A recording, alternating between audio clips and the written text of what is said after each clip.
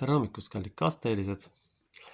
Täna me räägime natuke veterinaariast ja natuke geneetikast ja aluseks võtame kirjakoha Rissi Johannese surm Matteuse 14. peatükist.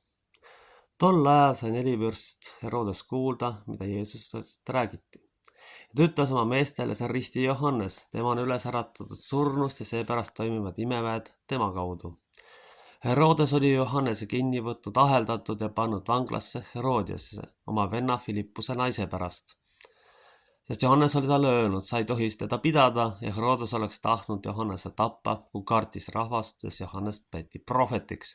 Aga kui tuli Herodese sünnipäev, tantsis Herodese tütar nende keskel ja meedis Herodesele. Nõnda ta vandega tõotas talle anda, mida ta iganes soovib. Temaga lausus oma ema õhutuse, anna mulle Wagner Risti Johannese pea. Kuningas kurvastas, kuid vande ja piduliste pärast käskis ta talle selle anda. Aamen. Praegusel juhul tundub tegelikult, et Eesti oblastis ollakse nõus andma Euroopal ükskõik kelle pea. Antud juhul on tegemist ka loomakestega, keda siis igal ettekäändel sisuliselt tapetakse, kellel siis määritakse mingisugune haigus pähe, tehakse asi üleüldiseks ja ühe looma pärast lüüakse 5000 loomakest kasti. Ja siis kuskil serveeritakse seda, et see on ohutu, nii nagu oli koroona ajal. Ohutus oli see, et me keerame majanduse tuksi. Praegusel juhul on ohutus see, et me hävitame sisuliselt loomatööstuse. Ja globalistide lõppeesmärk on muidugi panna kõik inimesed putukaid sööma. Need oleks nõrgad, mannetud ja jõuetud inimesed, keda on lihtne manipuleerida ja võimule allutada. Selles on see probleem. Ja lõpptulemus on see, et ongi sellised inimesed ja kogu ühiskond koosnebki ainult kergesti juhitavatest, näljastest ja väsinud tüüpidest. Sest tegelikult meie kliimas on ikkagi teatud toitained vaja. Ja teine asi, hävitatakse kodumaist tööstust. Et anda siis maa üle suurkorporatsioonidele, millega siis saaks jällegi kohalikku majandust kontrollida, millega saaks inimestele säästutoitu sisse sööta. See ongi situatsioon, milleni me oleme jõudnud, sellepärast, et säästutoitu söövad inimesed tegelikult ongi nõrgad ja manipuleeritavad. See on see, milleni on jõutud. Ja selle tulemusena siis saame ühiskonna, mis on lihtsalt juhitav. Aga on ka olemas teised meetodid, millega ühiskonda lihtsalt juhtida. Nüüd tahaks rääkida tegelikult 2 sõna integratsioonist. Lõpuni ei ole see kunagi võimalik. Sellepärast on selline tore asi nagu geneetika. Me ei saa venelasest teha kunagi eestlast. Me saame ainult venelasest teha eesti keelt oskava venelase. Ei rohkem ega vähem. Samamoodi kõikide teiste rahvastega. Me ei saa neid eestlasteks teha. See on umbes samasugune idiotism, nagu oli omal ajal Nõukogude rahva tegemine. Geneetika vastu ei saa inimene.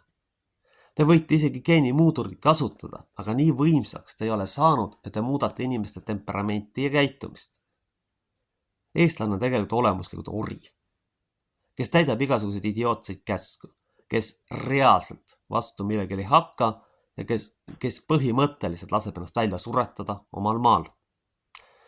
Kõige naeruväärsem asi, mida ma näinud olen, on tegelikult see, kui mõni inimene väidab, et ma justkui solvaks kedagi sellega, et ma räägin nii, nagu asjad on. Kas tõesti tõe rääkimine on kellegi solvamine? Ei, seda ei ole. Kehv geneetika tegelikult tagab rahva väljasuremise. Olematu sündimuse korral peaks rahvas enda küsima, kus on probleem, järelikult ka nendes on probleem. Kogu ühiskond on rollinihkega praktiliselt. Mehed ei suuda sageli vastutust võtta ja naised ei suuda emad olla.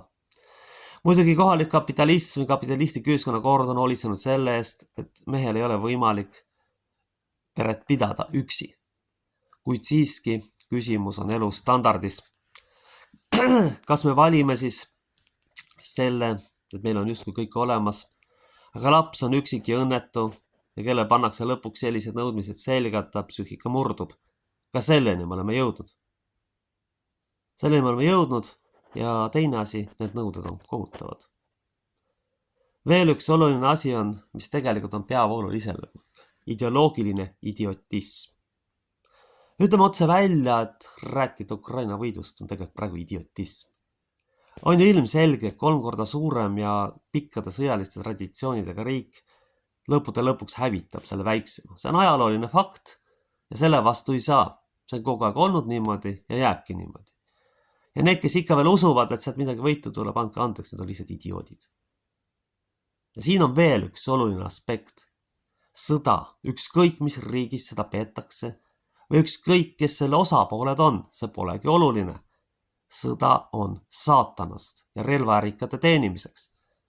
Ja saata sinna, kiita seda heaks ja palvetada selle eest, et ühesõnaga noori mehi surma saata, ei ole üldse kristlik tegevus, vaid siin on tegemist puhtalt satanistliku tegevusega. Tuleb palvetada rahu eest, mitte sõja poolt. Tuleb palvetada selle eest, et rahu tuleks, et mitte sõda jätkuks. See on äärmiselt oluline. Aga nüüd jõuame jällegi ringiga tagasi loomakeste juurde. Ja tegelikult ma julgen väita, et need loomad, mida tapetakse Veterinaar- ja Toiduameti poolt, on ohverdus satanistlikule altarile. Kuskil on mingi grupp seltsimehi otsustanud, et tuleb ohverdada. Mille nimel või kelle nimel seda grupp seltsimehi loomulikult ei räägi, aga tuleb ohverdada. Praeguses poliitilises olukorras ja praeguses majanduslikus olukorras, kus üks osa ressursse tassitakse ikkagi jätkuvalt välismaale ja kus siis ei jätku isegi omadele, sest normaalses ühiskonnas ja normaalses perebüdžetis tehakse ikkagi niimoodi, et oma vajaduse kõigepealt kaetakse, mitte niimoodi, et enda poole leibagi suhu panna ja siis antakse kõik võõrastele ära. Lisaks veel siis loomakasvatuse kaudu likvideeritakse edasi tööstust. Sisuliselt on tegemist ju loomatööstusega. Ega globalistidest kasulikud idioodid sellest aru ei saa, nemad täidavad ainult Brüsseli käskusid, ükskõik millised on. Põhimõtteliselt on niimoodi, kui neile öeldakse piske pea ahju ja pooge ennast üles, siis nad seda ka põhimõtteliselt teevad. Selline tore ühiskond on meil tekkinud. Ja kujutage ette nüüd, et lisaks kõigele on inimeste ajud loputatud mingi olematu sõjaga. Siia ei tule sõda, see rahvas on geneetiliselt niikuinii nõrk ja välja surnud. Meie ainuke ülesanne, mida me teha saame, on kohalikule järgi jäänud populatsioonile anda edasi teadmised ja eetiline baas ehk konservatiivsed pereväärtused, mitte mingil juhul minna kaasa LKVD õudusega, mis ühiskonda likvideerivas, mitte mingil juhul minna kaasa 20 soo ideoloogiaga, mis on täielik idiotism otse välja öelda. See, et ükski konfessioon pole seda konkreetselt teinud ja seda põhja lastud, näitab need argpükslus tegelikult. Me ei saa edasi endale lubada enam. Me peame seisma kristlike väärtustest reaalselt, mitte ainult jutu tasemel. Me peame tegema seda avalikult ja halastamatult. Sellepärast, et muidu tulevad teised väärtused, mida me ei saa edasi kanda. Muidu me langeme tasemele, kuhu me isegi ette ei kujuta. Nõrgeneva populatsiooni ainuke pääsed oleks meeleparandus, aga seda ma kahjuks mitte kuskil ei näe. Ideoloogiliselt aju loputatud ema jumalad kummardab haridust, tööd, esemeid kummardab rahvas ongi täpselt nagu Danieli raamatu 5. peatükis olevad tüübid, kes tassisid lihtsalt välja pühakoja riistajad ja hakkasid seal sisuliselt jooma. Ebajumala kummardamine on täpselt samasugune, sest inimlik süsteem ei ole kunagi täiuslik, inimesele ei saa kunagi isu täis. Me võime ükskõik kui palju siia ressurssi pumbata, kui on ahne perfektsionism, mis mõningate Eesti meeste hulgas on levinud, kui mitte miski ega mitte keegi pole piisavalt hea, pühendatakse ainult tööle ja kinnisvarale ja pere unustatakse, on see rahvas määratud välja surema. Ja sellised tüübil on võimul. Ja kus see pärit on? See pärit kodudes, kus põlvkondade jooksul on tehtud tööst ebajumal või haridusest ebajumal, aga mitte inimesest. Inimest ei ole tähtsustatud ja väärtustatud. Paljudel juhtudel on mõõdetud inimest kasulikkuse mööda, aga ka see ei ole jätkusuutlik. See on kohutav. Võimul jääb püsima ainult see, kes hoolib inimestest ja kus on näha, et ka inimese panustatakse, need võimud jääb püsima, need siiski, kui ausalt toimub valimised, valitakse tagasi. Tegelikult võtaks sõna ka e-valimistel, mis on puhas kuritegevus rahva vastu, mis on puhas võltsimine, valetamine, vassimine kohaliku peavoolu tüüpide poolt, kes on lihtsalt globalistidele kasulikud idioodid ja kes viivad läbi tegelikult rahvastiku genotsiidi igal sammul ja rahvastiku likvideerimise poliitikat. Püüdes väänata kõiki kohalike ugrilaste moodi, me sünnitame sotsiaalse, majandusliku ja rahvusliku katastroofi. Kui me võtame ära inimestelt täisväärtusliku toidu, me hävitame selle rahva. Inimene muutub võitlusvõimetuks. Kui me hävitame perekondlikud alused ja selle, et ikkagi mees on juhtfiguur, siis ka rahvas muutub võitlusvõimetuks ja sureb välja või toodab rollinihkega tüüpe, kes on ühiskonnale lihtsalt koormaks parimal juhul. Ei rohkem ega vähem. Need kõigepealt on ühiskonnas vaja paika panna rollid. Mitte täidata jäigalt euronorme ja kõik maha nottida ja kohalik tööstus hävitada, nagu grupile ja seltsimeestele see kohane on. Loomatööstuse hävitamine on tegelikult majanduse hävitamine, maksude kõrge kehtestamine, tegelikult teadlik majanduse likvideerimine, ärge mulle valetage, et see nii ei ole. See teadlik globalistidele kasulike idiootide poliitika, mis hävitaks kohaliku majanduse ehk kohalikud tööstusidentiteedi ja kus sellise üldse ära, kus siis saaks võtta suurkontsernid üle ja selle maavaradest ja rahvast tühjaks tassida või see rahvas maksude ja lolli poliitikaga minema suitsetada.